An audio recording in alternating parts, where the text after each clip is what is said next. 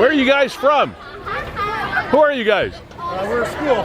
Which school? Why is that? Hey, wait, I'm doing a TV show in a minute. Which school? Fort Weller. Port Weller. Yeah, all right. Lock one? We have a Port Weller donut binge here going on from Beechwood Donuts. It's for our mental health. Okay, amazing. Hi guys, how you doing? What is your name? My name's Lee. How are you? I'm Peter. Hey Peter, nice to see you. You guys from Port Weller School? Yeah. I love your hat. Thank you. Why are you guys here today? Because we are. Okay. We escaped school. You escaped school. Yeah, we did. That's awesome. Hi. Hey, that's cool. Yeah, okay. Wow, that was amazing. Yeah, okay. Yeah, I guess I gotta go. Yeah. Hey, well, whoo. They were all just down at Beechwood Donuts here. They're buying donuts and doing a fundraiser for mental health. That was Port Weller School. That's very awesome. And you never know what's going to happen when you're doing a live stream TV show. Welcome to Season 5, Episode 10 of Niagara 411 Live with Lee Sterry. We're fueled by Gales Gas Bars. We are also supported by Verge Insurance, Ace Automotive, as well as Audrey, the foot nurse at EQUIL Wellness Services, and Sandra's Home Healthcare. And we're going to be talking with Audrey Wall, the foot nurse, by the way, a little later on in the program. These are the specials, ladies and gents, that are at the wonderful pub that we are broadcasting from today, which is Fiddler's Poorhouse at 149 St. Paul Street in downtown St. Catharines. A beautiful May 1st. Mayday, Mayday. Welcome in. We did a story a couple of weeks ago about a lady that went through a situation that a lot of travelers do when they leave the country, and it's related to healthcare, etc. And unfortunately, the story did not have a happy ending, and we'll update you on that and chat about that in a bit. Also, the Fort Erie Meteors, we'll update you on that situation. We talked with Nick Passero a couple weeks ago, so we'll update you there. And boy, a number of things are going on in Niagara, and we'll update you on those. We've got speed things happening. Cameras are being updated. We've got speed changes on at least one of our highways here in Niagara. We didn't expect the swarm of donut-loving school students that were out on the street, but that was kind of cool as well. Anyway, hope you can stick around and spend the next 90 minutes or so with us. We'll be back in 30 seconds. Cheers.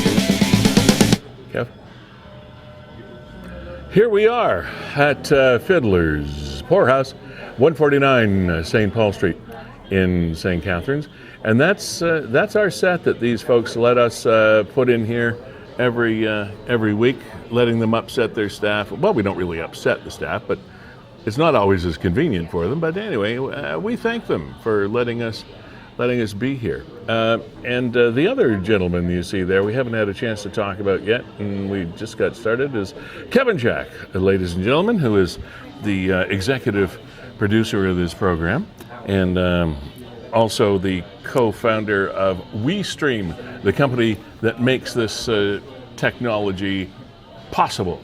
Also want to acknowledge Nick at Niagara 411 and all of you contributors to Niagara 411 that help us gather some content that we use on this program every couple of weeks. We have a lot of people ask us, so are you Niagara 411? Because every now and then I get recognized out on the street, which is sometimes good or bad. But anyway, we are not ourselves totally responsible for Niagara 411. That is hard working Nick.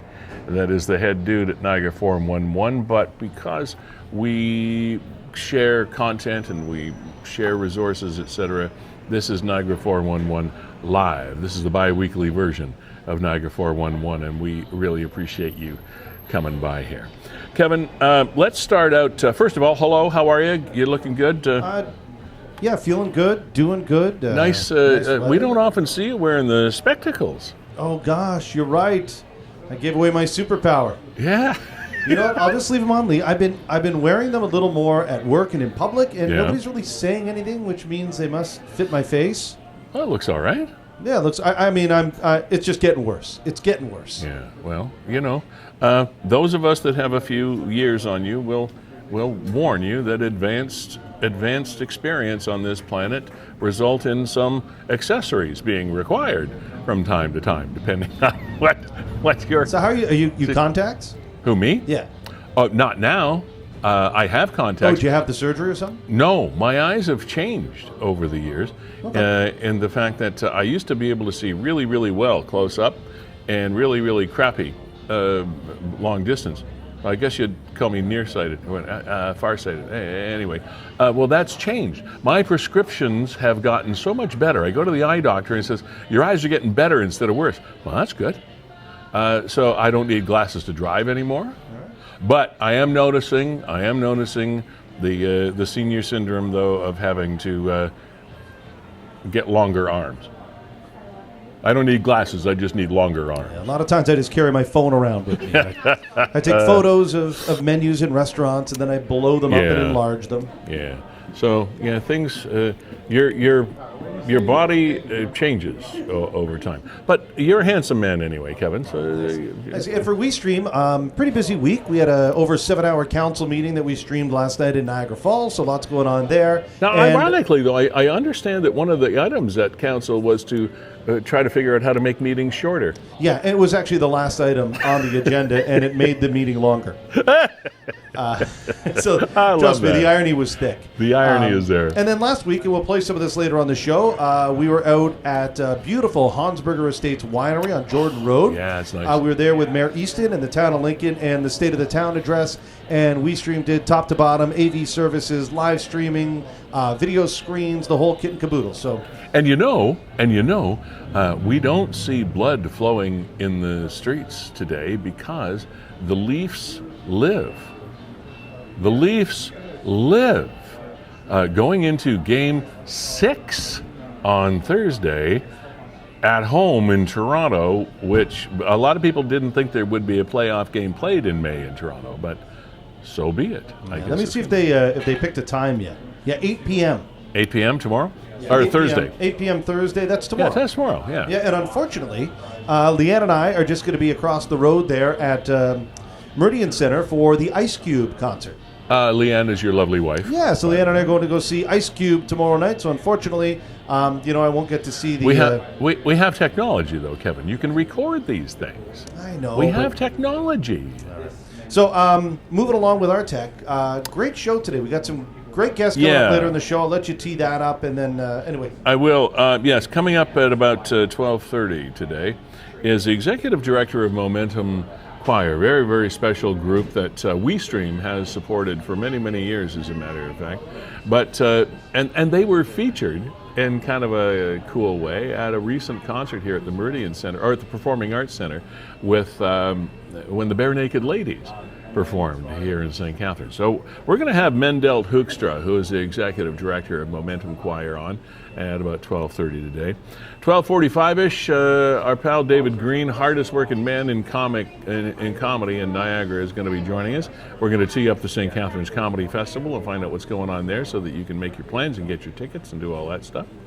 And also, one of our sponsors will be joining us today. Audrey the foot nurse, as she was known and still is known, actually, in Niagara for many, many, many years, has a new medical facility, but she's still Audrey the foot nurse, but with additional benefits of being a client and a patient of that facility called EQUIL Wellness Services. And Audrey is going to be with us. Always happy to chat with one of our sponsors. She's going to come on today at about 10 after 1.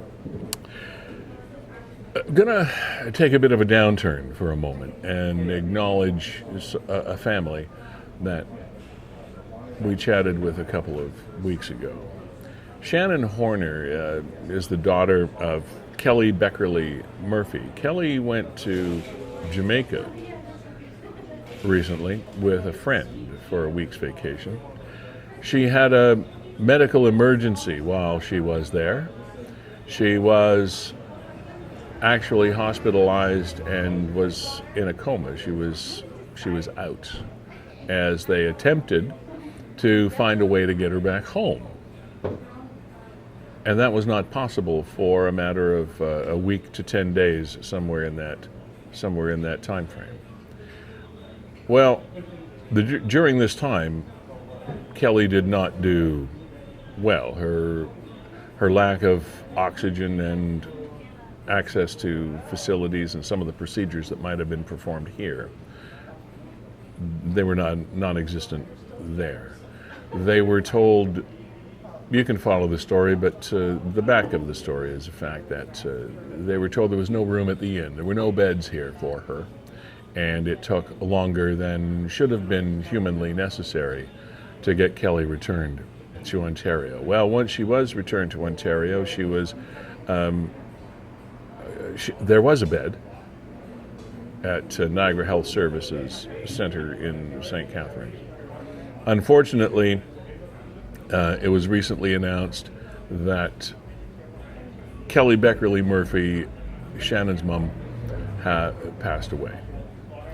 The doctors told her that there had been too much time without oxygen to the brain. The only thing that was keeping her functioning was a machine, and the family made that hardest of decisions to take her off that machine, the life support, and Kelly passed away.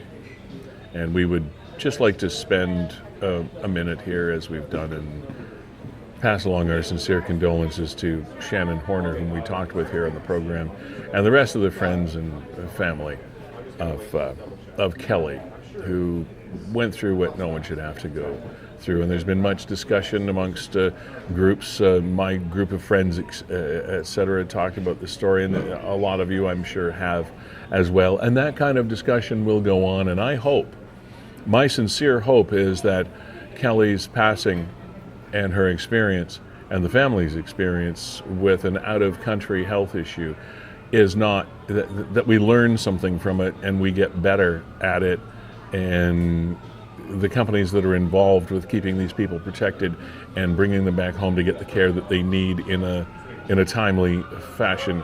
I hope these things are better going forward than they were for Shannon Horner and her family, and especially her mom, Kelly. I don't think this is at all related to the donut protest that was down the street. But we do want to do a tip of the beau chapeau to that lovely group of kids that were on a road trip with their teacher and their teacher's assistants, etc. They were just down here at Beechwood Donuts, and they're on a mental health fundraising recognition day, and we did not know this. This just happened as we get ready to do a live stream, and it's kind of nice that something like that can happen, and we were there to see it and pass their message along, and cool to Port Weller School for coming out here. That's just awesome. Another local story that we did a couple of weeks ago that we want to catch up on here today. We talked with Nick Becerro, who's general manager, coach, etc. His whole family basically is the Fort Erie Meteors hockey team, and they were heading into the round robin version of the playoffs in their Junior B League against Listowel and St. Mary's. And unfortunately, the Fort Erie Meteors bowed out after a 1-3 record in the round robin series. But we're still extremely proud of you, young men, and the family, and the Fort Erie Meteors as a whole. So congratulations on a phenomenal season, having fun in the playoffs, and really getting us excited and putting Fort Erie on the Junior B hockey map for 2023-24. It was just pretty awesome. to have you guys do what you were able to do. So congratulations, and thank you for bringing some excitement to us here in Niagara. And who knows, the Sutherland Cup may be yours next year. That, of course, is the next step in this journey, is to compete for the Sutherland Cup. And I know Kevin knows who's in this, but I guess it's St. Mary's and somebody else. Not that you care now that Fort Erie's out of it. Yeah, I mean, who really cares? But it's nobody cares. Yeah, St. Mary's Lincolns and Listowel. I think Cyclones, if I remember playing Listowel. Yeah. Former Waterloo Siskin, I am. Yeah. So there we go. And anyway, tip of the hat again to the Fort Erie Meteors. Great run. I mean, 40-plus year drought? Yeah, a great, 40 years since they did what they did this year. So that is very, very, very, very cool. Kevin, some other things going on around Niagara that pop up from time to time. But let me take a moment here, while I do have a moment, lest we get too busy and forget to weigh in here. I want to mention Gale's Gas Bars, of course, our feature sponsor, our headline sponsor. They have been so for a number of seasons. We're now in season 5. And thank you very much for continuing to be a part of our family here at Niagara 411 Live with Lee Sterry. I wanted to let you know, by the way, in these days of people looking for employment and sometimes you're not quite sure where to go, well, Gale's is hiring right now. They are hiring for gas attendants as well as store clerks, because they also run, in addition to the gas bars, Bob's Fast and Fresh convenience stores at many of their locations. So they're hiring for gas attendants as well as store clerks. And all you have to do, it's really simple, all you have to do is at any of the Gale's Gas locations, drop off your resume and express your interest in working for them, or simply go to gales.ca, and you can also do it online. So there are a couple of different ways. Any location, if you want to do it on an analog basis, drop in, say, "Hi, I'm Phil in the Brink, and there's my resume, and I'd like to work for you, and hope to hear from you." Or just go online to gales.ca, and you can make it happen there. Fueling Niagara as well as this program for many years to come, we hope. So they just wanted to get that message out, and if you're interested, or you know somebody that might be interested in working in such an environment, boy, it's a great environment to work in as well. Gale's Gas. Also, Sandra's Home Healthcare, our most recent sponsor to come online. You can experience exceptional healthcare at home with SHHC, which stands for Sandra's Home Healthcare. From hospital hustle to home comfort, where care is just a call away. Their offices are even located right in the St. Catharines location of Niagara Health Services, so it's very, very easy. And oftentimes it's hard for people that are transitioning from hospital to home to find a way to do this smoothly and with the care that is required, and Sandra's Home Healthcare is the way to go for that. So by all means, it's shhcniagara.com. All right. Verge Insurance Group, we also thank you for being here. A long, long time Niagara born and bred company, be it home, be it auto, be it business, life insurance, whatever.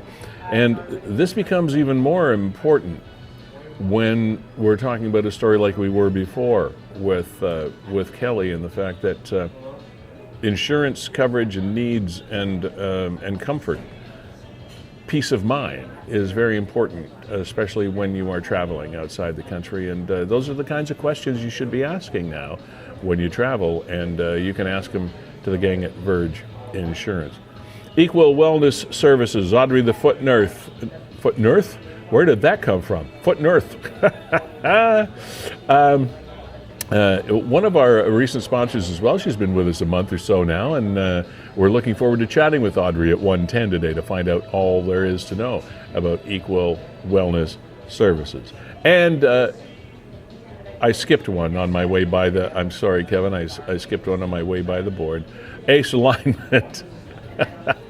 I promised I would do everything in order today, and you know, things are live, and these are the things that happen in your world. But we really want to make sure that you know that Darren Miller and Matt Crompton over at Ace Alignment are willing to chat with you at any time about all your automotive needs, specializing, as you might think, in alignment, but any and all other automotive needs, including MCO inspection and authorizations, etc., on North Street in St. Catharines, just off Geneva, just behind the relatively new police station for Niagara Regional Police.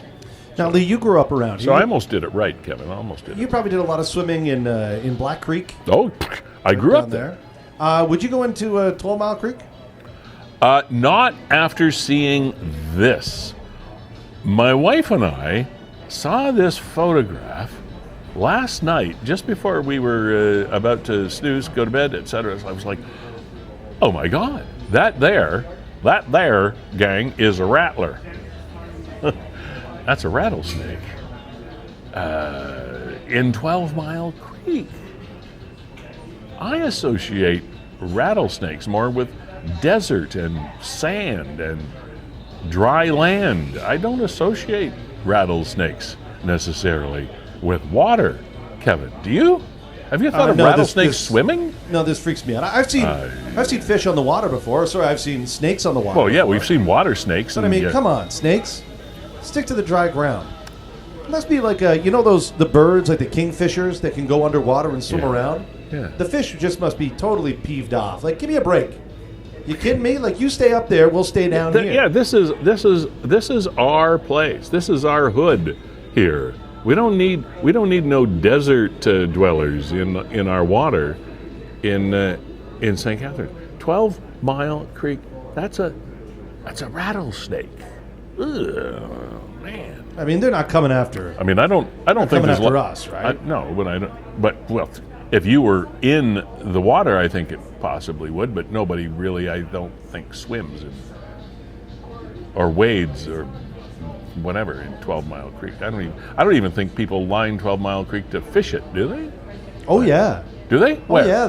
I used to live on a house that backed on to 12 Mile Creek. There are fisher people. Oh, there's people down there all the time fishing. Oh, okay. And at every little nook and eddy. Okay, my bad. But that's I'm not going wading at 12 Mile Creek anytime soon.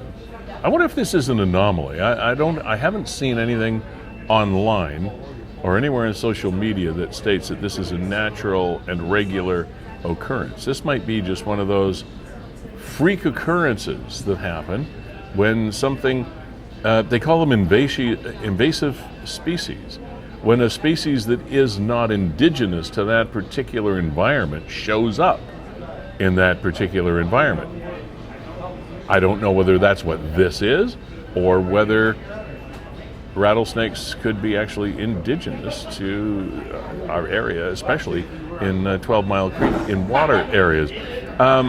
It's one of the things that is a very common thing in a lot of communities around North America. Florida is probably the biggest problem for what they call invasive species because people have pets. They have snakes and all kinds of different things, and that's where part of the snake problem, the boa problem, has come in Florida, is because people have pets, and then I don't know, who wants a snake for a pet? I know, but some do.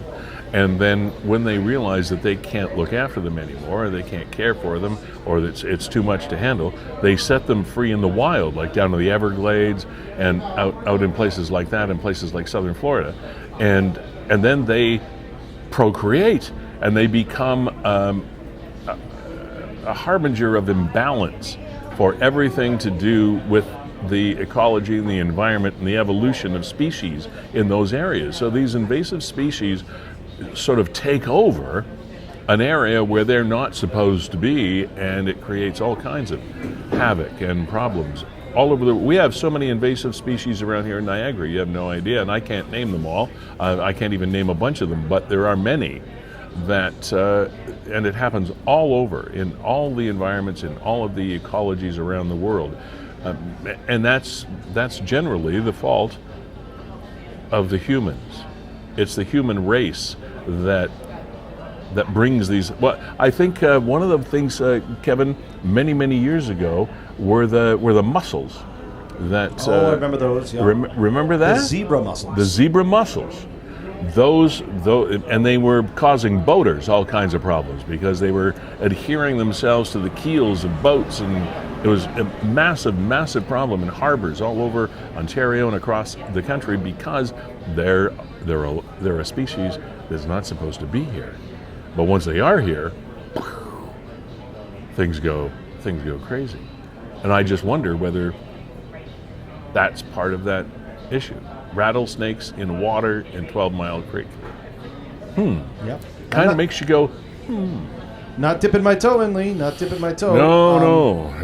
Here's another one. We're on the search for this guy, and somebody's got to recognize him. Well, Kevin and I have often talked about security cameras and videos that when we're trying to track down people that are thieves and robbers and lions and tigers and bears. This is a very clear picture. So they're looking to identify this dude. He stole debit and credit cards from vehicles in St. Catharines overnight. So we'll talk about that later. But the cards he was trying to use didn't work. Well, there's a clerk at a store, and talk about things that make you kind of want to go, Here's this fellow that's got a few cards, and they're not working. He's trying to buy stuff. Well, the clerk is a little smarter than your average bear as well. We got an animal theme going here, I guess. And he took some pictures of this guy. Well, that's why, because he took pictures probably with his cell phone as opposed to a security camera. That's why they're so good.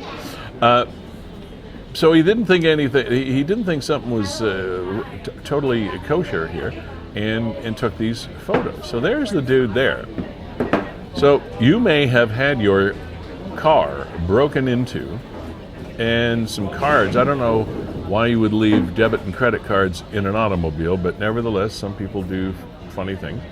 But he took them. This is the guy. Now, you have to give him credit for making himself anonymous, wearing that nice, great, big black and blue shirt with a yellow background and the word boss on the front of it. Naturally, is going to be hard to identify. And those great, big, reflective lenses that are on his face there. He's, I would venture to say that this fellow is not a professional thief. I would venture to say this man is not a professional robber. It may have been a crime of convenience, and in our world, you just can't fix stupid. May I go further, Lee, and suggest that he's not a professional anything? He's not a professional anything, and you can't fix stupid. Red shorts, blue shirt. Anyway, there's your guy that may have taken the cards out of your car, and we're trying to find out more information about him so that maybe law enforcement here in Niagara could have a little conversation with this fellow. And of course, we're not identifying the clerk or the store or whatever that was involved here, but kudos to you, our friend, for being a quick thinker, and you got him to look right at you. He's staring right at the camera, pretty much, while all of these cards fail. Now, Kevin, wouldn't you think if this was your criminal plan to steal cards and then go try to buy stuff, wouldn't you think you might try one card in a store and then leave and say, oh, I guess it's not working, and then go to another store and try another card or something, instead of trying multiple cards in the same place? That's just kind of a tip-off for me, right? Usually that's what leads you to a life of crime in the first place. Yeah. Well, sorry, Mom, but that's your son. Oh gosh! And now here's another thing. Make sure that your vehicles, when they're in your driveway, even if they're in your garage, anywhere, make sure your vehicles are locked. This happened to my wife and I always locked our cars, but this one night, I forgot. Thought I'd locked everything up, didn't lose. And we live in a very safe neighborhood, nice neighborhood, north end of St. Catharines. We're on a circle even and all the rest of it. It's okay. Not normally the target of anything nefarious, but on this particular night, you're a crime of opportunity. Somebody's walking by, they try the doors. If the door opens, well, let's have a look through this thing and see what we can find. And that's all it is. It's normally a crime of convenience. Somebody just walking down the street. They're not going to break windows or jimmy locks or anything. But like this dude, you're going to probably try a door. The doors are open and you go, what's in there? Oh, look, it's a charge card. And these days, when you can just tap to buy something, well, you know what? It's probably a pretty irresistible score for somebody that has that crime of opportunity mentality. But so lock everything. Even if you think you know what's going on around you, lock everything. Try not to forget. It's not hard to forget, but anyway, there you go. Lee, I'm going to set up our next interview here and share this video with you. And this took place at the Performing Arts Center this past week. And I'll let you take it from there. Tell us who's on stage. We have the Barenaked Ladies, and there was a bit of concern when it was announced that they were going to be playing, because everybody wanted to know: is it going to be the original band? Is it going to be the whole band? Is Stephen Page going to be, which is pretty much the lead guy of the Ladies? Is he going to be there? And well, it was the Barenaked Ladies, as you would have wanted to see them. And anybody I know that went to the show just absolutely loved it. Thought it was a great show, great performance. And one of the cool things about it is a friend of this program, and especially a friend of Kevin and Brandon at WeeStreem, has been the Momentum Choir. And they were featured on stage with the Barenaked Ladies at the Performing Arts Center in their recent concert, which is something really, really cool. And again, tip of the hat to the ladies for having the Momentum Choir as part of their show the other night at Performing Arts Center. Mendelt Hoekstra is executive director of the Momentum Choir. He joins us now for the first time in, oh my gosh, I think it was over a year ago, Mendelt, you were with us. How are you? I am doing well, Lee. Nice to see you again. Nice chatting. Yeah, nice to see you again, too. Obviously, this past week was a big night for you folks. It sure was. And, we found out on Monday that we were allowed to share the stage with the Barenaked Ladies. And it was, in a word, transcendent for the singers, for the audience, for the Barenaked Ladies themselves. They were so nice to us, and they had a great time. We all had a great time. Now, how in your estimation did they come to know about you and to get in contact with you? Like, how did that whole process come down? Yeah, sure. When the show was announced, and I'm a big Barenaked Ladies fan. I've been following them, since the beginning. And when the show was announced, I emailed their management company, and I said, my name's Mendelt, and I've got this choir, and one of their big hits on their last record right now is called Love and Life. And I suggested that we come on stage with them and sing with them. And the song itself, Love and Life, is about the highs and lows of life, but deciding intentionally to love life. And I suggested that, having a group of adults living with disabilities on the stage, screaming, singing, shouting, the energy coming out of their pores, saying that they're loving life. I thought that would be a really neat moment in the Barenaked Ladies show. Well, they obviously thought the same thing, because then they got back in touch with you and set it up. That's right. They said, it was first actually the management company. So the management company said, yeah, we think it's a cool idea. We're going to send you to the production team.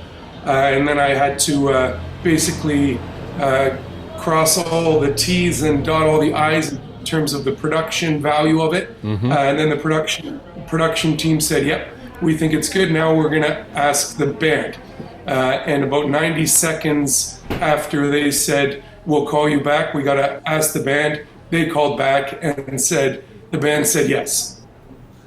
What's not to say yes to? I mean, what a feather in the cap for them to be that inclusive of an organization like yours. So how did your singers feel? They must have been kind of wired for this performance, huh? Well, we found out on Monday that it was an actual go, so we had to do a few more rehearsals, emergency rehearsals, which everybody was just thrilled to do, and they were. I have seen all those singers, 2 or 3 times a week in rehearsal, Love and Life, but when we were on the stage with them. One of the mums said to me, I saw my son singing and I could see so clearly that he felt whole.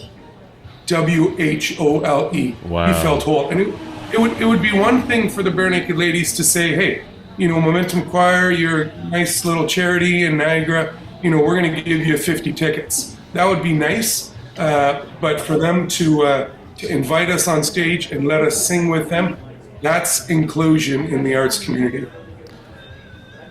Truly, truly amazing, and congratulations on that. Mendelt, for somebody that may have been living under a rock over the last number of years, let's wind back the clock and tell us about the Momentum Choir. What is it? Who are you? What do you do? How did it start? Why are you here? Just fill us in on what is the Momentum Choir. Yeah, sure. So I was working at the time for an organization called Bethesda Community Services as their music therapist, and I was driving from one end of Niagara to the other end. I was supporting someone in Port Colborne who could sing Elton John, as good as Elton John, and I left her house. And I was going to Grimsby, where I knew I was going to support someone who could sing Billy Joel in just a fantastic, entertaining way. And it was there, just on the QEW, where I thought, there's not a stage, there's not a platform for adults who live with disabilities that want to, A, work on their craft, B, learn music, and C, give back to the community through their art. So Bethesda and I put a grant application to the Ontario Trillium Foundation, where we received a 3-year grant. That was in 2007, and we started, and we've been snowballing. We started another chapter in Western New York. So there's one in Buffalo. That was in 2011, and then in 2017 we started one in Hamilton. So we have Buffalo, Niagara, and Hamilton, and then when COVID hit, Lee, we started online. So we have a program called Momentum Without Borders.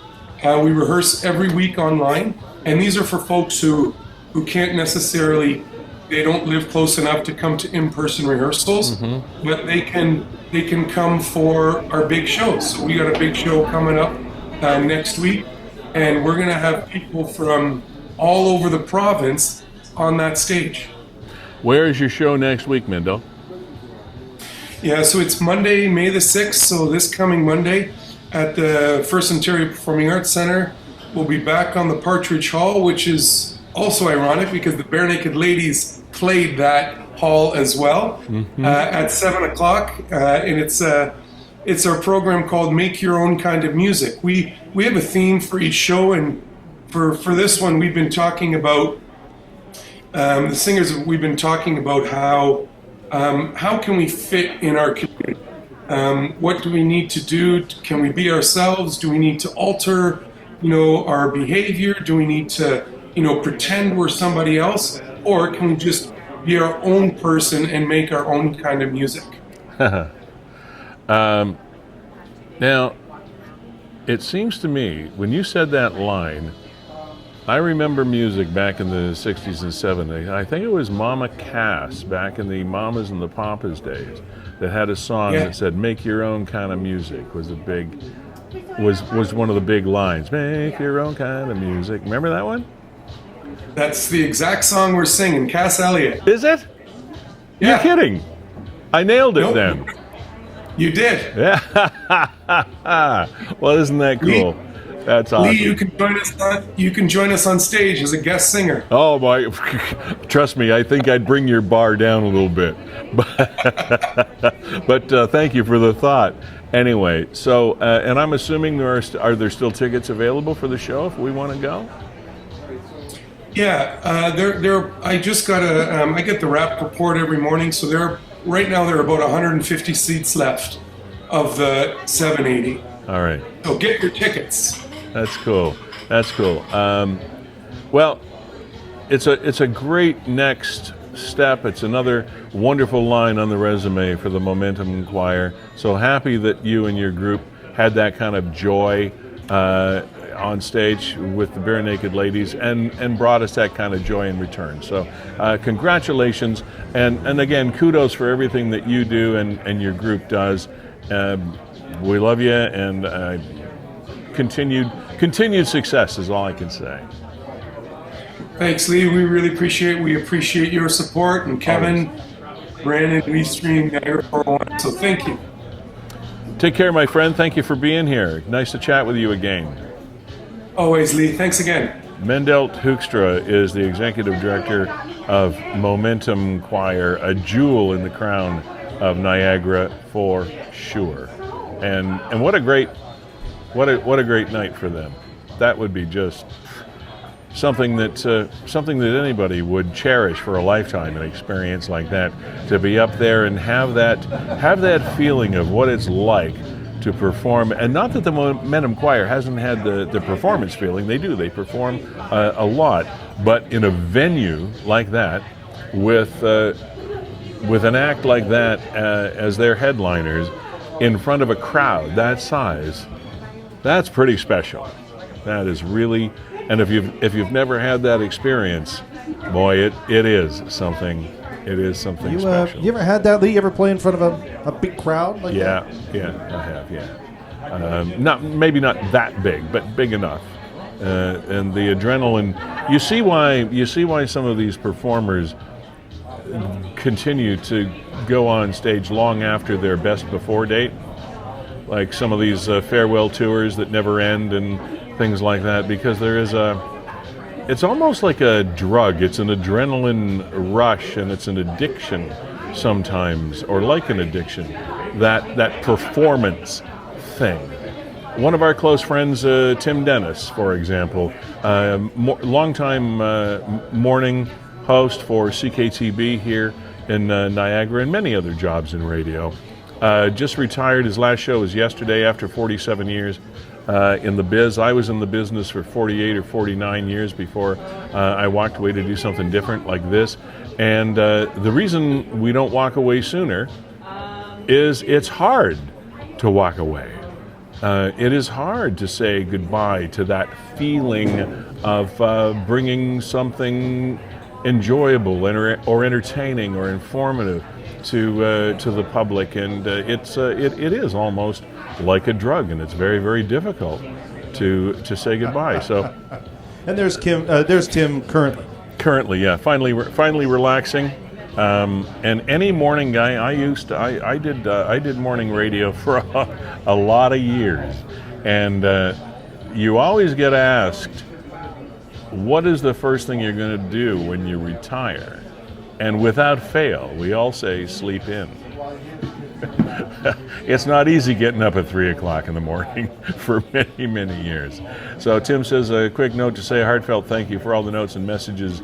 I'm trying hard to respond to everyone, but it might take some time. So anyway, Godspeed, congratulations to our longtime comrade in radio arms, Tim Dennis, Well deserved, Tim. on a great career, and things just continue to move forward. The only things new are the only things old that are new again. So here we go. Garden City Comedy Festival is coming around again. We're doing theme songs coming around again. That's a Carly Simon song. I don't know why these lines are continuing to remind me of song titles, but it appears to be the kind of day it is. Now, didn't they used to say, Lee, that if you remember the 60s and 70s music, you weren't doing it right? If you remember the 60s, you weren't there. But there are some parts of it that I remember still. The Garden City Comedy Festival. With us is the driving force, the organizer, the headliner, the host, the Mr. Everything when it comes to the Garden City Comedy Festival, David Green. Hi, Dave. Hey, buddy. How you doing? I am well. How's the family? They're doing great. We just got back from a nice hike down in the gorge, and yeah, feeling good. Good. They got the Paw Patrol babysitter right now, keeping quiet while we're doing this. All right, so all the girls are doing fine. Yeah. Okay, so here we are again. It seems that time, just as they say, flies. I know it's a cliche, but indeed it does. But it's time for another Garden City Comedy Festival. You have the stage now, my friend. Tell us about it. What's going on? When, where, how, who, and all that stuff. Yeah, May is my favorite time of year. So we're here. The April showers are gone, and now it's time for May flowers and lots of laughs. It's blooming funny with the 6th annual Garden City Comedy Festival. Yeah, and we always try and do something new and different each year to try and improve things. So one cool thing we've got this year that I'm excited about is our grassroots comedy course, where we've got a 6-week comedy course that we've been running. We're halfway through it right now with 6 new talented local performers who are going to be, they've been going through the course that we've been running with Jim Audrey and myself, and they're going to be debuting their first, stand-up set as the festival kickoff show at Marte Cafe on May 22nd, along with headliner Larry Smith and host Jimmy England. So okay, that's pretty exciting. What is that, a comedy? Sorry, what is a comedy course? Talk to us about that. So it's the grassroots comedy. It's an introduction to stand-up comedy course. People who are looking to get into comedy for the first time or are new at it and want to, learn some techniques and some, develop their routines and act. So we've got a 6-week course we've been doing down at the Sound of Harmony studio downtown St. Catharines. Yeah, and then at the end of the course, all 6 of our students are going to put on their best 5-minute showcase set to kick off the festival. And then Larry Smith is going to headline the night. It's going to be a whole lot of fun. So nice to see some new talent, new faces here in Niagara. That's a great concept, David, because a lot of people, regardless of what entertainment stream they choose, be it comedy, be it singing, songwriting, performing as backup musicians, whatever, we grow up thinking that just because we have some talent, you can just go out and make it happen and be successful. Well, that's not always the case, and especially with people that have that comic feel. They want to be comedians. They think they want to make people laugh. It's just, well, I think I'm funny, so I can just go out there and be funny. Yeah. It's not that easy, is it? Mm-hmm. So that's the cool thing about it is like the people who signed up for our course, they know they're funny and they're funny with their friends and around thing, but then what we're trying to do is teach them the techniques and skills and to help them develop that. So we're not going to come and teach you how to become funny. They're already funny. We're going to teach you how to learn the skill tricks to develop that into a stand-up routine. Yeah, it's phenomenal. Now, somebody wants to sign up for this. How do we do that? Just go to our website, gardencitycomedyfestival.com, and our email is on there. There's a button you can join our mailing list. We will be running a new workshop after the festival, and also coming up during Culture Days. We're going to have a free 2-hour workshop during Culture Days as well in September. So actually early October we're going to do that. Okay. So the 6th annual comedy festival itself is the 22nd to the 25th of May, is that correct? Yes, sir. Yeah. 4 nights, 25 plus comedians in 3 cool venues. Wow. And what is it going to cost me to go? So the kickoff show, the opening night is $20. The Thursday we've got the Monsters of Schlock coming down, which is pretty exciting. I don't know if you know the Monsters show. A whole different cut. They're painfully funny. As the world's most extreme two-man circus slideshow extravaganza, I believe, is how they bill themselves. 27-time Guinness World Record holders. And they do a lot of crazy stuff, like they staple money to their faces and put nails up their nose and all these crazy jackass-style antics, but they're hilarious while they do it. And they're very, very smart men. They're physics professors, and they're the smartest people in the room and the funniest people in the room. So can't wait to see their unique brand of humor. That's $25 for that show. And it's also $25 for our Birchway Niagara fundraiser, which we do every year, right? Formerly Women's Place. So that's the all-female lineup show. We got Deanna Jones from Suitcase in Point is going to be emceeing that show, so I'm excited about that. Yeah. Along with Keisha Brownie headlining, she just finished performing at the Canadian Comedy Hall of Fame. And then our final show is the big gala night down at the PAC, the Performing Arts Centre. That's $40 for that one. And then you've got some all-star lineup. You've got Derek Edwards headlining. You've got Kate Davis, Simon Rakoff, Crystal Ferrier. And I'm on the show this year too. I've never been on the show. I've run the show for 6 years. I'm finally on the big show. Hey, pretty excited. You've actually got your own gig coming up. When are you on? When are you on? I'm emceeing that night. I'm emceeing on the Saturday.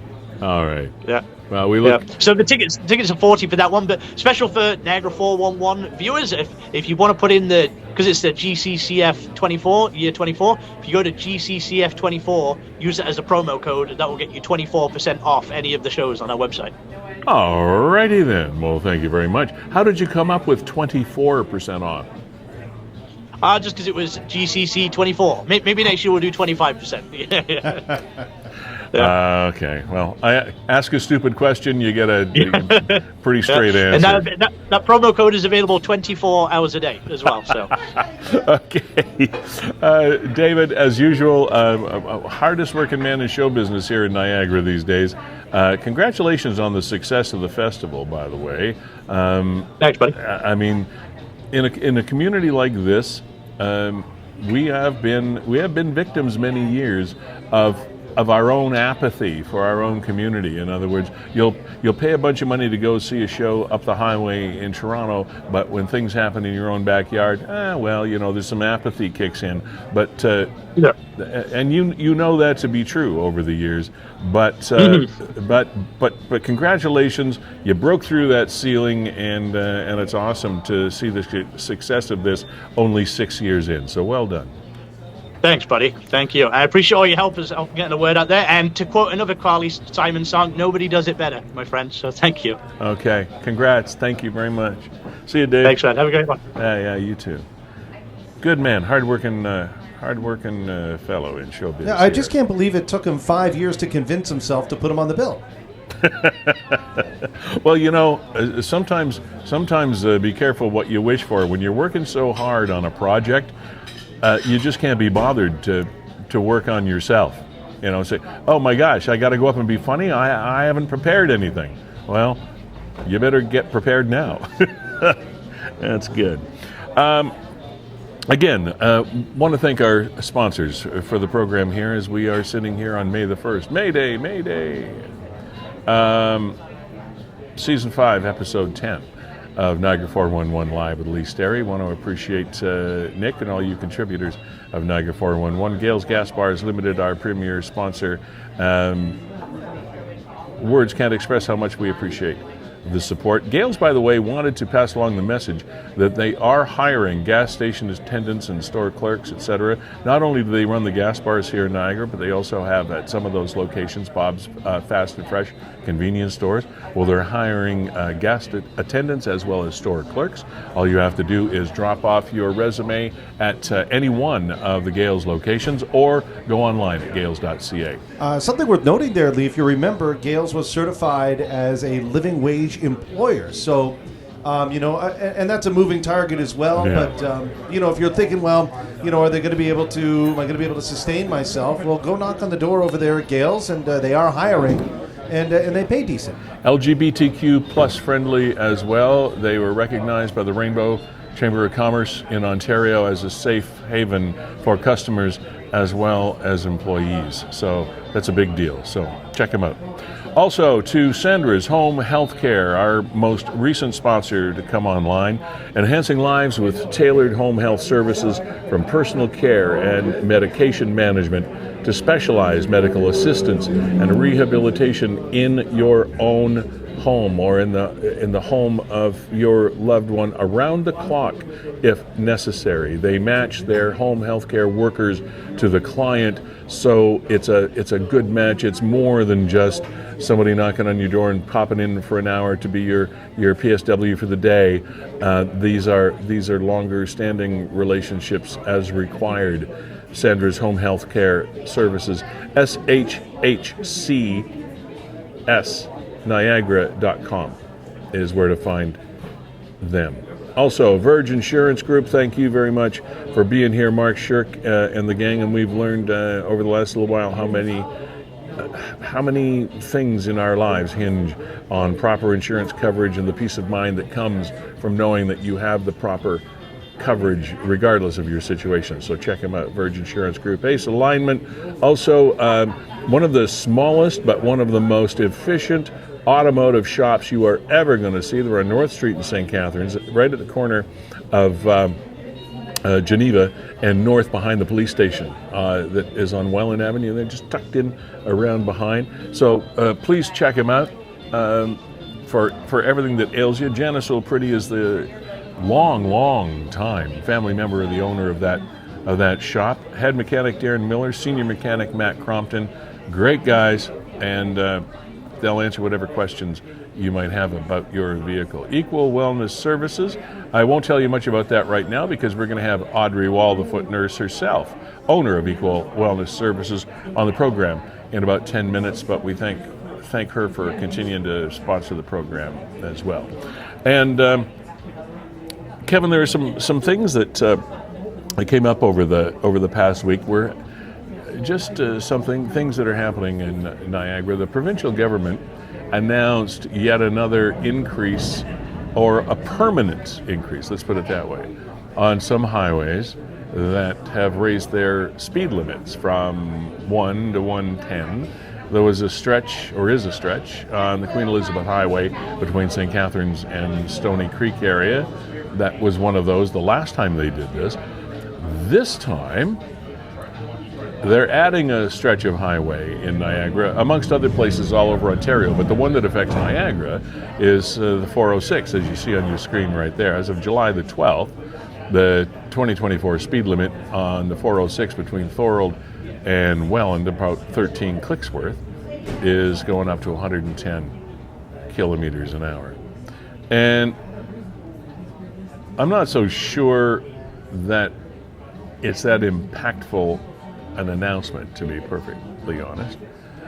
Probably people are already traveling 110, but with as on the Queenie, when the speed limit is 100, people are going 120 because they don't think the cops are going to stop them at 19 kilometers over the speed limit. They're probably not going to get a speeding ticket for that because the cops can't be bothered. And there's all that.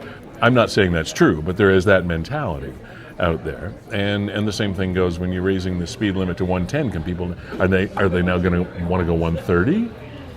I don't know. Is it wise? Is it a good thing? I guess only time will tell. The pilot project, the provincial people say, has been a success. I don't know how they measure that. I don't know how you can say it's been a success on those areas that they've already raised the speed limit, but they say it's been successful. Go figure. Anyway. But you'd like it. You're for it, right? Like, I welcome this. I am for it. I'm just happy that if I get nailed going 130, I'm only getting a ticket for 20 over. I know. But there's that old expression. You talk about growing up in the 60s. It was that old expression, speed kills. I know, but it was kind of a double entendre. And if you listen to Kerry Schmidt, the spokesman for the OPP, he's on the radio just about every day, or on the TV just about every day, talking about accidents and vehicle carnage and things on the highways, and speed is a factor. I think speed's probably the number one factor in road fatalities. Yes. So I'm not quite sure of the stats and how the message is. I don't know how they put these two arguments together and come out with a success. I'm not sure. Here's where I look at it from, and that says that the 100 kilometer an hour limit was probably set when? In 1960, 1970, and it hasn't budged since. So? Well, the reality is that the cars are a lot safer now than they've ever been. They're a lot safer at high speeds than they've ever been. Yes, that's true. So if you determine through some science back in the 60s or 70s that these cars can safely go 100 kilometers an hour, by 2024, I think the science would tell you that we could safely go 110. I kind of buy into that logic. I can see the logic. Cars are safer. Yeah, but I understand what you were saying. Cars are entirely. safer. My concern, though, on the flip side of that coin, is because the vehicles are safer, are the drivers and the operators less careful? I remember reading a great automotive review when SUVs were coming into the fore, I don't know, 25 years ago or whatever it is. And one of the great writers was with the Toronto Star. His name was Jim Kenzie. He was a great automotive reviewer. And he said, this SUV thing is kind of neat, and the vehicles are kind of cool. The technology is amazing, and the off-road capabilities. My only concern is the only thing SUVs do is get you stuck farther and deeper from home. Yeah. So you still have to have safe operation of vehicles, and my concern is the fact that we're not turning out as highly trained drivers as we used to. I'm not sure all of the drivers on the road and the volume of traffic has increased. Yes, cars are safer, highways are better maintained, but we also have, since you were talking about the 60s, 70s or whatever, when these 100 kilometer an hour limits were set, we've increased the amount of traffic, the number of vehicles that are on our highways by at least tenfold. Yeah, you are right there. So, the volume, does it offset the safety? I don't know. I don't understand really how they calculate whether these projects are, air quotes, successful. Yeah, so I think they quantify it through political polls. I think there's an election coming up, and I got to say, Lee, I've voted every color of the rainbow, but my tip of the cap to the provincial Conservatives and Doug Ford for just absolutely understanding what moves the needle. And this type of stuff, hey, you know what?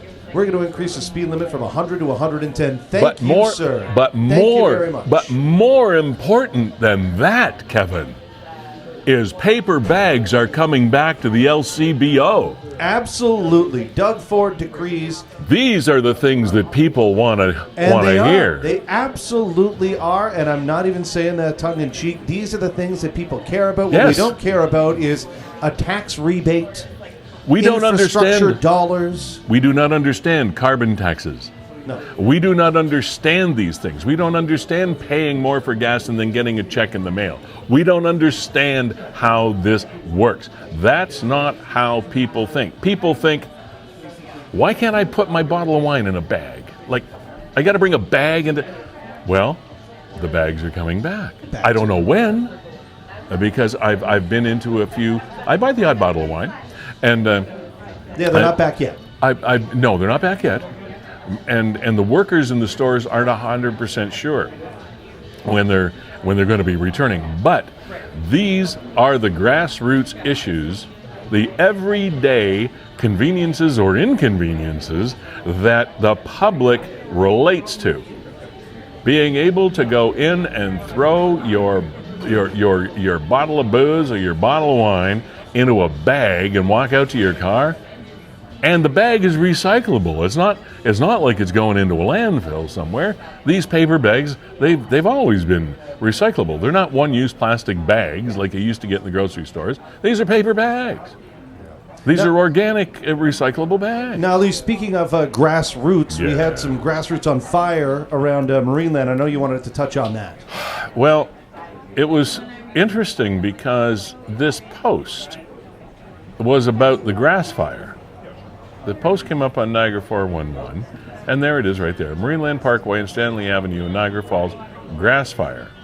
Okay, but the fire was not what got the attention of the people that were responding to this post.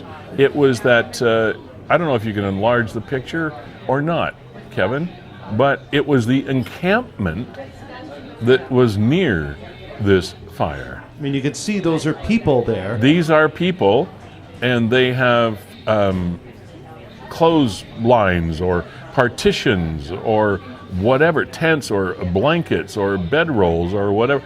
This is an encampment of, dare I use the word, homeless the people. People are living there. The story was posted originally as a picture of a fire to let us know there was a grass fire there, but it took it, as the people in reporting in the news business would say, the story got its own legs from the fact that we were watching shots of an encampment. I'd just like to make it clear, this is Danielle, that not every homeless person is a druggie or an addict, although that's not the case more than not. That still doesn't mean people don't care or don't help. People are just trying to survive. Okay, kinda, sort of. And no, they're not all addicts, and they're not all alcoholics, etc. But the fact is, these people are living in unsanctioned encampments in our world. We talked about 12 Mile Creek earlier when we were having a picture of that snake. Have you seen the encampments and the things that are going along 12 Mile Creek, down in that alleyway where people don't go, but bike trails and hikers, etc.? We have a problem here, and there were like 300 or 400 comments that were made on that picture about the fire, but it wasn't about the fire. It was about the camp.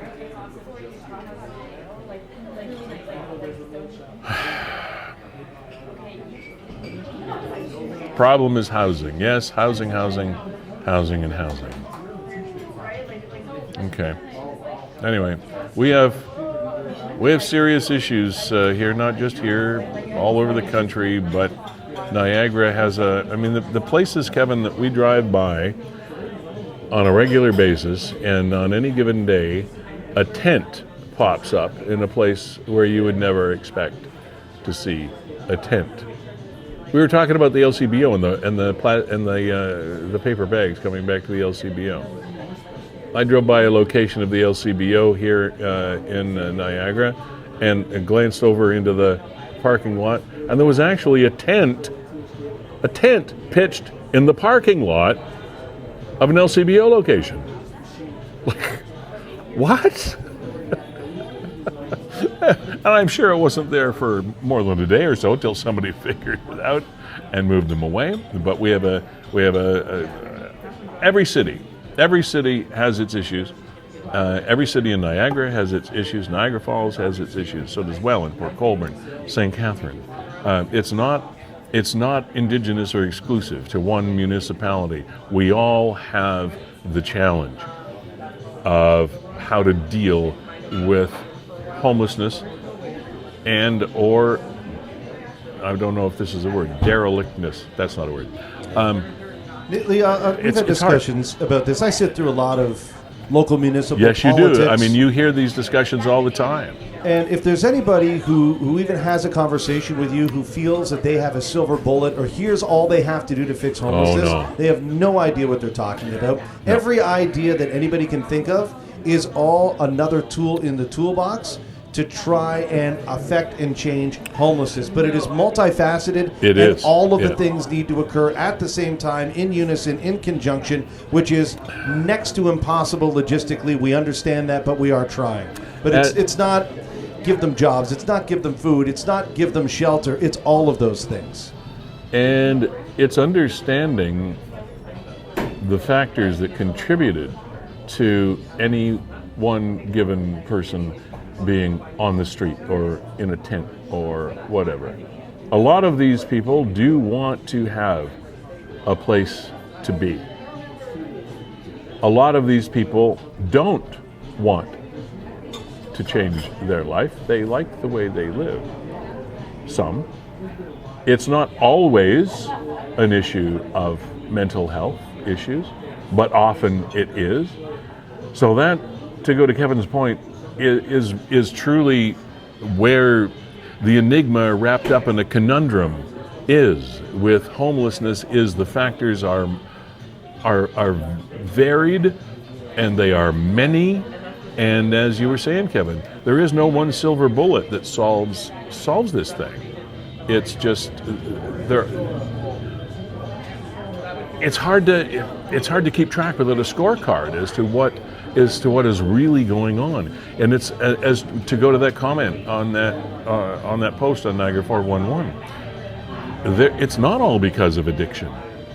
It's not always because of alcoholism, which I know is an addiction, but drug addiction or alcoholism, it's not always that. It's not always mental illness. It's not always poverty. It's not always relationship issues. It's not always any one thing.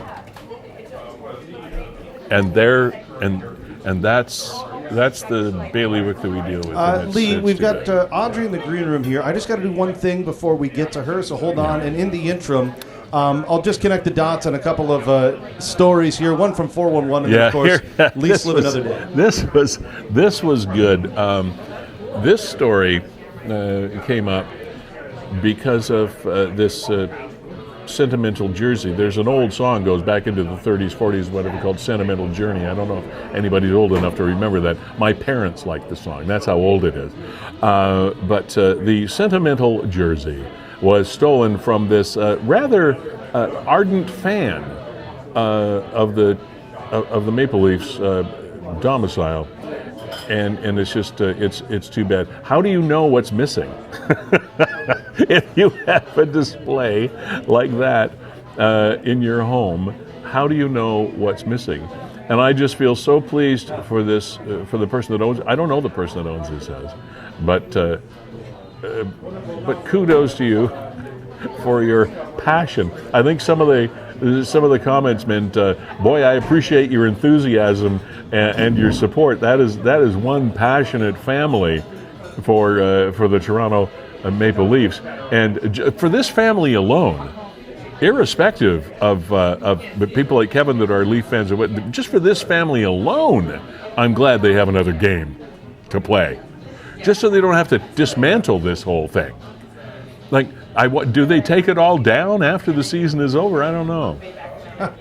Ladies and gentlemen, Audrey the foot nurse, as we were originally introduced to her, has expanded her life and her business, and both things have gotten busier over the last few years.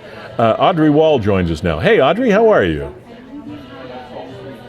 Have we got you? Oh, I think we might be. Oh, you're muted, Audrey. Can you unmute your mic? Oh, we've all been there before. Haven't we there? We've all been there before. Haven't we there? I know, it's the old Zoom. Can I hear you? Can I hear you? Yeah. So, hi Lee, hi Kevin. Hey, Audrey, how are you? Hey, Audrey, how are you? I'm good. Okay, we're getting some feedback, though. What's happening there, Kev? Yeah, sorry, Audrey. How are you talking to us right now? How are you talking to us right now? I am talking to you through my laptop. Can you turn the speakers down a little bit? On your laptop? How's that? We'll find out when I talk. I think we're good. Can you still hear us? I think we're good. Can you still hear us? I can hear you. How about this? If you could turn us down even a little more, that'd be great. Okay, how's that? We'll find out. Check 1, 2. Can I hear myself? Can you turn us down even more? All the way. No, because then I can't hear you. Then you can't hear us. All right, then we just got to fly like this. Okay, we'll fly like this. Audrey, Audrey Wall, the foot nurse, as we were first introduced to you. And thank you very much, first of all, before we go any further, coming on as a sponsor of the program. We really do appreciate your support. I actually met you as a referral from one of the Gales Gas family. As a matter of fact, you should go see this. Interesting woman. And since then, not only have I become a patient or a customer of yours, you've become a sponsor of ours, which is way cool. So tell us about EQUIL Wellness Services, which is a relatively new endeavor for you. Yeah, it is. It was, I started out as Audrey Nursing Professional Corporation, which is a bit of a long handle. And through the College of Nurses, there were some prescriptive things that I had to do. When my practice became big enough that I needed to move spaces, it also necessitated kind of a rebranding. And so EQUIL Wellness Services was born. We are hoping to offer more than just nursing foot care, but right now that's our focus. Okay, and that's a very big topic. Most of us don't think of foot care as being as wide a subject as it actually is. Tell us more about why it's so important that we look after our feet. Well, first of all, if your feet don't feel good, you don't feel good. So it's a matter of making sure that, we use our feet every day, all day. No matter what profession you're in, no matter where you are in life, you're using your feet. Right. The average human will circle the globe 3 times with the number of footsteps they take in their life. So we tend to ignore our feet at our peril. Mm-hmm. One of the focuses that we really do focus on is care for people with diabetes. There's a number of things that can happen when your feet, when your blood glucose perhaps isn't well managed, or other circumstances happen and you need a little help with your feet. So our big thing is a lot of prevention. We do a lot of health education. We help people learn to self-manage their foot care. I'm big on equipping and empowering people to understand what's important about their feet, how their foot health can be managed at home, and how we as nurses can come alongside and help with the items or the things that they can't quite deal with independently. What are some of the things that are signs that you should be taking better care of yourself? I mean, I know when I was a youngster, my mom in particular would have corns or things like this, and they tended to be conditions that, you just live with it, you know. And I mean, there are many different things that you can do for things like this, right? Oh, for sure. Corns can be ridiculously painful. And a lot of it has to do with the footwear we choose. If the footwear is too tight or too pointed, and it squishes your feet inside your shoes, you can create corns and calluses. And calluses are not your friend. They are painful. Yeah. They can be uncomfortable. Yeah. Sometimes people's nails get a little bit thicker, and traditional implements like clippers and scissors aren't strong enough, or their jaws doesn't open wide enough. We have instrumentation and education to help reduce the thickness of those nails safely, and so that, sometimes people get creative and go to the wood shop, or they go to the garage and they look for their side cutters or their wood rafts to take care of their nails and their calluses. And while the premise is sound, it's not a safe one. I remember years ago, my father had probably the toughest toenails I have ever seen on a human being in my life. He used to have to cut his toenails like with a paring knife. You know, what is it that causes things like that? Like either the nail funguses or the real hard nails. Like, why does that happen? Well, sometimes we accumulate birthdays and our nails get a little bit harder. Okay. Sometimes they get a little bit thicker, depending on the shape of our feet. When we walk, we press our toes down to pull ourselves forward. And if there are structural changes in the foot, sometimes that pushing off happens under the ball of the foot, or it happens Sometimes the first joint, where's my teaching foot? It's not here. Sometimes the first joint stiffens, where people sometimes get a bunion or they sometimes get gout. And in that case, it's kind of like wearing hockey skates all the time. You have to push off from somewhere to get forward movement, but those spots take a lot of pressure and they take a lot of friction.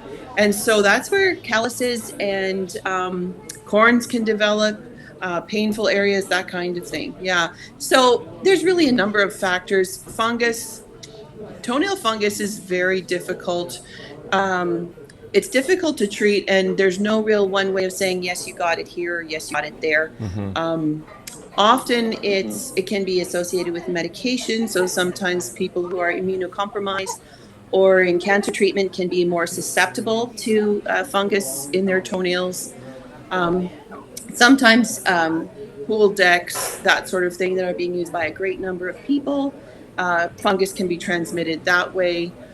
Gym showers, if you go to the gym and exercise, which is great, a pair of shower shoes is always a good idea, so you don't run the risk of picking up a fungus. But you can help people have these things. Oh, for sure. Yeah. Happy to. That's what we do all day long. That's what you do all day long. So, what are your plans? What Equal Wellness Services, I know, is an expansion of your core competencies, but where are you going from here? What's going on with Equal Wellness Services as an umbrella group? Well, what we are hoping to do is develop something called a lymphedema hub for Niagara. Now, lymphedema is a relatively unknown term for many people, but to describe it very quickly, we have a lymphatic system in our body. It's kind of like interstate highway with lots of little exits and little exchanges. And maybe you've heard when somebody has perhaps a cancer surgery and they take the lymph nodes next to the area that's being investigated, and they examine those lymph nodes for any sort of cancer cells. Right. Well, when they take out those cancer cells, it's like closing an exit on the interstate. There's a lot of backing up, and a lot of this fluid gets backed up, and the associated limb can become heavy and painful and difficult to live with. So there's a lot of ways we can help. There's a whole entire assistive devices program with the Ministry of Health. But right now, services for people with lymphedema in Niagara are few and far between. The closest ADP clinic is Toronto General. So for anybody between here and there, it can be very difficult. If you imagine traveling to the Toronto General for an appointment, it's an endeavor. It's a day-long endeavor. That's for sure. A lot of fuel, a lot of parking fees, and we have a lot of services in the area, such as yoga, such as aquatic therapy, and all of those things can really benefit people with lymphedema.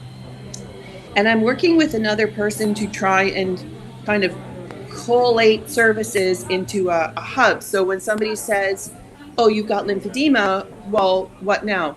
Interestingly enough, so if you're a physician and you have somebody with lymphedema, as I understand it, there are not very many billing codes for you to actually bill the ministry to walk alongside with this person. And it's not the physician's fault. It's not anybody's fault. It's just the state of things. And so our hope is to help people navigate through that system and to find the right people, find the right services, find the right garments, all of those things, so that at least they can say, well, I know the decisions I can make, and they're equipped to make the decisions that work best for them. It's taken me a long time to figure out what's available where, and I speak this language, right? Yeah. So I can't imagine someone dealing with lymphedema that nobody really can help them with, right? You mentioned the fact that sometimes people can be suffering from this and not know they have it. That's it's sort of a catch-22. You can't treat it unless you know you have it, but you don't know you have it because you don't know what it is. And how do we work through that sort of dichotomy of terms? How do we get there? Who should maybe be diagnosed or come see you or somebody to find out? You know what I'm trying to ask you? Yeah, I do know. I'm not going to be providing a diagnosis, but I recently had a case speaking exactly to what you mentioned. We always ask for a bit of health history when somebody comes to us for foot care, so that we know if there's anything we should be on the lookout for, allergies, that sort of thing. And this person said that they had swelling in their one leg for a year and a half, and weren't sure what it was. And I'm thinking, well, that sounds a lot like lymphedema. And when I came to see them, they were like, "Oh, by the way, I've just been diagnosed with lymphedema." Okay. But it was their visit to a wound care doctor who said, "Well, I'm not too worried about this wound. I'm more worried about your lymphedema." So that's what got them on the road. I was speaking with a vascular surgeon recently who said it's very frustrating because they can say, "Well, you've got lymphedema," and it's like, it's. I was at a conference in Toronto recently, and the keynote speaker was a physician from Alberta, and she had never heard of lymphedema before she was asked to be the keynote. Wow, that's amazing. Okay, now you moved locations. You used to be located down off Lakeport, near the corner of Lakeport and Lakeshore in St. Catharines. You're now on Vine Street, between Scott and Carleton, right? Exactly. Yeah, in that little strip mall. What's the number of the address on Vine? 365. 365. I was going to say that, but I didn't want to mess it up. And you're so new, you don't have a sign yet up. We need a sign. Nope. We have a sign. We have a sign. You have a sign? Yes. Awesome. Happy to hear it. Audrey at EQUIL Wellness Services, I know that it's going to get expanded from here because knowing you, I know you've got a lot of ideas, etc. But in particular, if anybody is looking for absolute anything and everything to do with foot care, no matter the situation, this is the place to go. Other than driving by your brand new sign on Vine Street between Scott and Carleton, how do we find you? How do we get in contact with you? Call our phone number, 938-FOOT. So it's super easy. 905-938-FOOT. 3668. That's how we designed it. 938-FOOT. Good for you. Our new website, I've been in business about 6 years, and it's time for an updated website. So our website does have old location on it. I am working on building a new website, so hopefully soon people can connect with us that way. Yeah. Well, But I know, the easiest way is through our phone. 938-FOOT. That's awesome. You know what? I've known your phone number, but I never associated it with 938-FOOT. I wish I'd known that before. It would have been so easy. And that notwithstanding, I know you're going to keep us posted when you get that new website up and running. We'll be glad to promote that for you. Again, thank you for supporting this show, and I wish you all the best with EQUIL Wellness. Thank you. Thanks, Audrey. Thank you. Can I just put a plug in for May is Foot Health Month? Yes, so of course. If you're ever worried about your feet, now is the time to look at your feet, to inspect them, get them ready for summer. We want to be out on the beaches. We want to be out wearing sandals, and it's a perfect time to kind of take inventory of your feet and see where you can go to make sure they're the healthiest that they can be. And to speak from personal experience, although I did my best to do my own foot care, etc., clipping nails and all the rest of it, since I started seeing you, I don't know, it's about maybe more than a year ago now. I have no problem wearing sandals. I'm fine wearing sandals. I feel good about it. Fantastic. Love it. Okay. Thanks again, Audrey. You have yourself a great week and a super weekend, okay? And happy Foot Month for May. Thanks, Lee. Thanks, Kevin. Okay. You're welcome. Bye, Audrey. Audrey Wall, great gal. Busy. Holy cow. Yeah, pretty cool. I drove by yesterday, so the sign's got to be very, very new. I got to drive by again on Vine. I have to too, because the last time I drove by, I didn't see the sign myself. Kind of almost across from where Vine Floral used to be. I mean, that was an institution there. Just south in that of the, sort of general area. Yeah, just south of the Home Hardware, but on the other side of the road. That's how I would describe it to somebody if they asked me where it was. Lee, I got to go set up the outside camera, but I want to let you know that we are going to be hearing from James Blonde. Oh, cool. Yeah, nice Niagara band. We haven't had James on for a while. No, and a music video called Miss You. They released it about 4 months ago, but these guys do pro work, do pro videos, so looking forward to that. But I'm just going to vacate this seat to go put up our other camera. Off you go. And in the interim, we'll just leave you with this, nice heartwarming story from the Breakfast Ladies. This is one of the things that Niagara 411 does so well, is pass along good news stories. And I know sometimes news outlets avoid things like good news because, it's not news. There's an old saying in the print media, in particular, if it bleeds, it leads. Well, Niagara 411 is the conduit for so many really nice human style stories, and this is just an example of one of them, the Breakfast Ladies. Interesting group. Would like to thank an unknown man who graciously paid for their breakfast. Cost him about $40 at Sunset Grill in Montrose and McLeod, this Niagara Falls, of course. On Monday, April the 22nd, you made our day. A gesture like this one restores our faith in people. Thank you for your generosity, and we will be sure to pay it forward. All our best to you, the Breakfast Ladies. That's kind of cool. And that, as I said, that's just one of many stories that pop up on Niagara 411 that makes you feel a little bit better about being a member of the human race. Because I got to tell you, there are enough stories out there that make you shake your head and say to yourself, I'm not so sure this human race is a race I want to be running. But these stories make it worthwhile from time to time. James Blonde is going to be doing Miss You. I think a little kind of not really well-known band called the Rolling Stones did a song with the same title. I don't think it's the same song.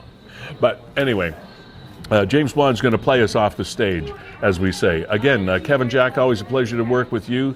And WeeStream, happy that you're doing so well. I hope you have a lot of 7-hour council meetings in your future.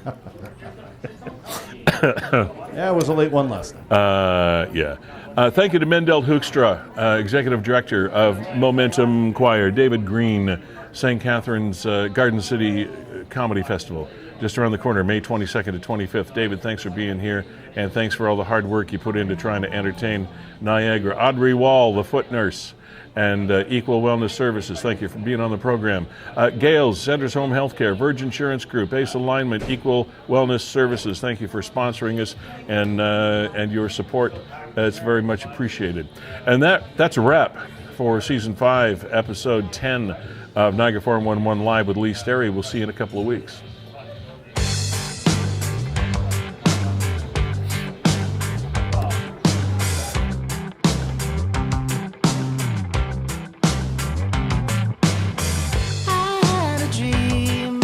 A vision of me when I was 15. The world is still my friend. Wish I was happy as then when I was 15.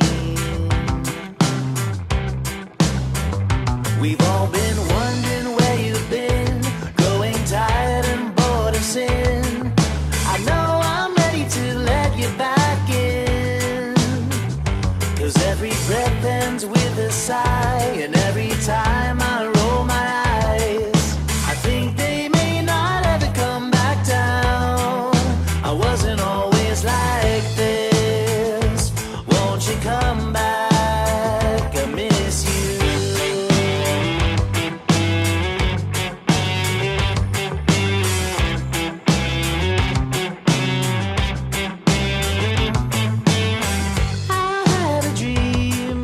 Embedded in me when I was guilty.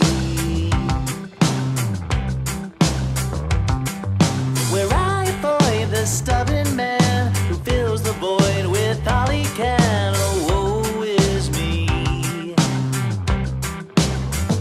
Well, I could write a dozen songs about how it all went wrong. Feast on fear and pack it all in. Spend my days yelling at clouds, complaining